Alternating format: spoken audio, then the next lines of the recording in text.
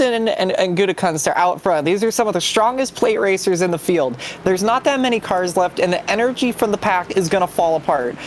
You cannot wait for the last lap to make a move. I mean, you can, but it's going to be tough. That stuff is save that stuff for the Gen 6, you know. Save it for the arcade game. Save it for Need for Speed, you know. We need to be making our moves, and you need to make them with about a lap to go. You can do it coming to the white, but with how hard it is to get that advantage, unless you have a friend, you can't wait to the last second to pull out and pass somebody with only 10 cars in the pack.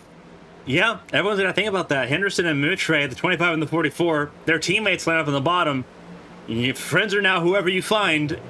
Right now, Gutekunst needing friends behind him. Green flag in the air. We're back at it for the Firecracker 200.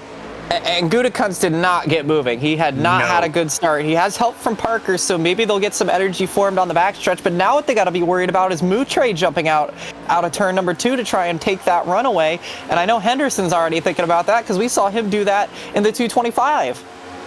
Yeah, right now, teammates going to be working together for a little bit in the 25 and the 44. Matt Boone in the 83, sitting third in line. That teammate stuff doesn't matter anymore. You're looking to win at Daytona. You don't have a teammate. You have a teammate until that white flag's out, and then it's every man for themselves. Every time. You could say that you have a teammate, they're going to do something. Every time. Oh, absolutely. Right now, Moutre all over the back bumper of Henderson. Those two Ford Mustangs trying to walk away.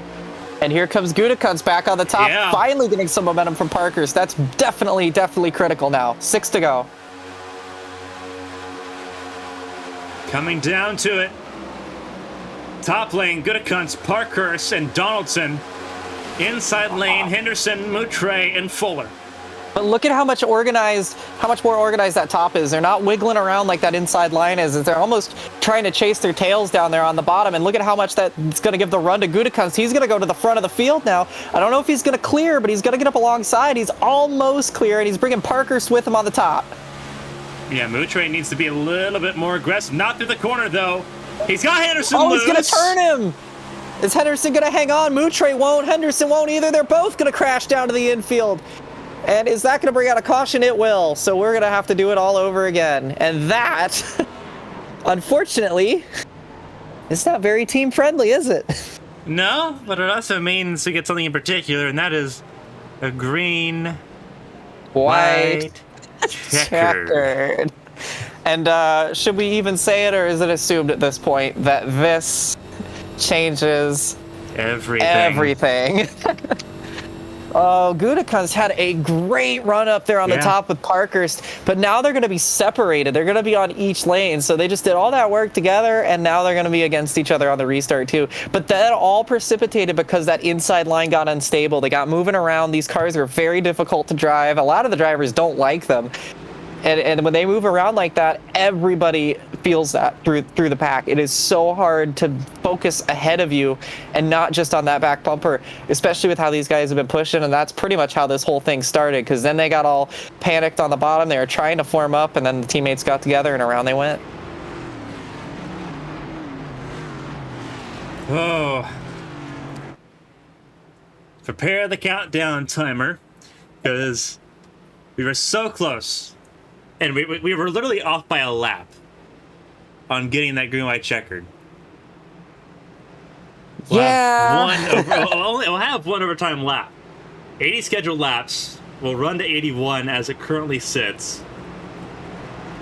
Gibney, Fuller, Santiago, Henderson all coming down pit lane for obvious reasons. Yeah. Surprising Henderson's still rolling. Surprised he didn't blow those tires out and get stopped. End up beaching it. Yeah, I'm surprised. You see there is we see the pit crew out. Great shots there as they run around Henderson's car.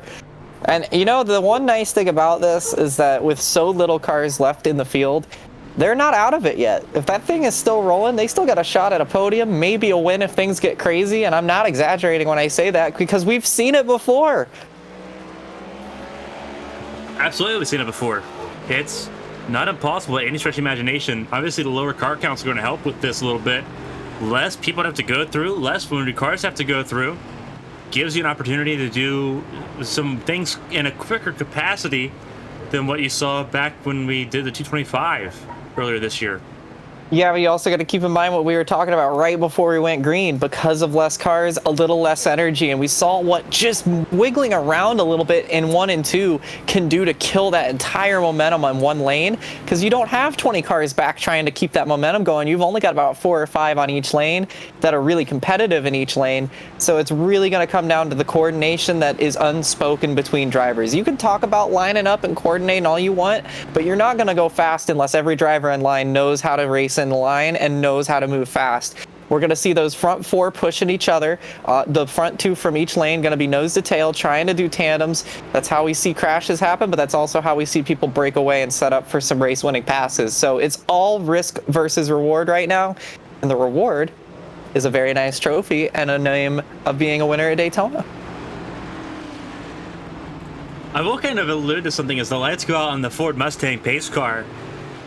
I don't think it's just to be the top 4 pushing. What we saw happen at Daytona at the beginning of the season was a good old thing called pushing the pusher. Both of us know a little bit about that because we've been on both sides of that coin. It is 100% in a situation where you know there's a finite amount of time now, and you've been given this gift of having an opportunity that otherwise you wouldn't have had. You look, obviously, you have Gutekunst, you have Parkhurst, you look at Donaldson, Boone, look at Alfred Denny, look at Matt Smith. Matt Smith, who flipped in this race, out of the race earlier this season. Do you let this how much do you push for that opportunity? How much are you scavenging for the smallest amount of space to try to make something happen in these last 2 laps?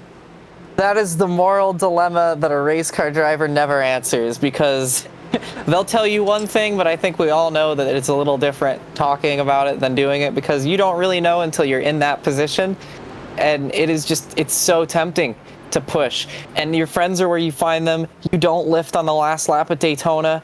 It's just, you find a hole or you make a hole. And it's one of those situations where sometimes that gives us a 4-wide finish. Sometimes that gives us a red flag for 20 minutes while we fix the catch fence. And that's just what these drivers are going to have to find the lanes that they need to find and keep it in one piece. But as we've seen time and time and time again, you could have the best drivers in the world and they'll still find a way to cause a big pileup. That's just the nature of this racing.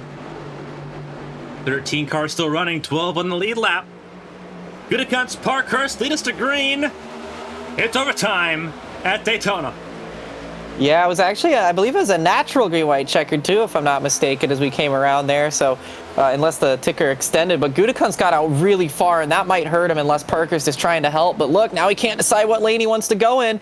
Opens the bottom now, and here they come. Now he couldn't pick a lane, and now he might not get to pick either. Boone to the lead now temporarily with help from Denny. Yeah, Matthew Boone trying to make something happen. Gutekunst, Parkhurst on the outside lane. Gutekunst has help. Watch that 22 car, third in the back and the top. Getting a big shove there from the 54. Gonna jump up to the top lane. Now that outside lane looks really strong. Now back to the bottom for Donaldson and Smith. And Gutekunst leaves Parkhurst out to dry. But Donaldson didn't lift. And it checked everybody up.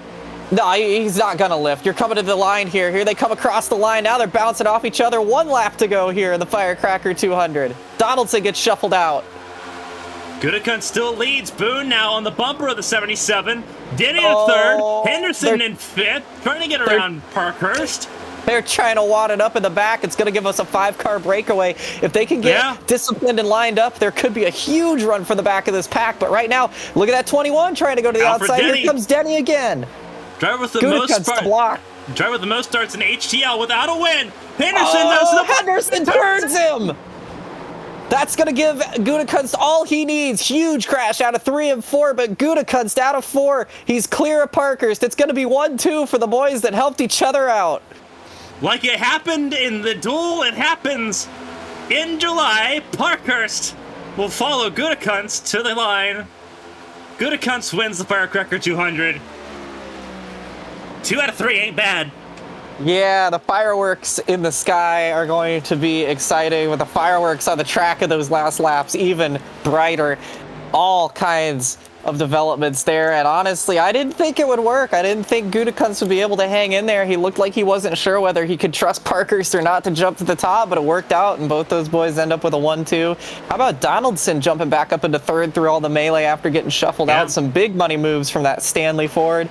Fuller and Santiago round out the top 5, and Henderson again going for everything. He's either going to bring home a trophy or the steering wheel, and for the 3rd time on the plates this year, or at least at Daytona, he brings back the steering wheel.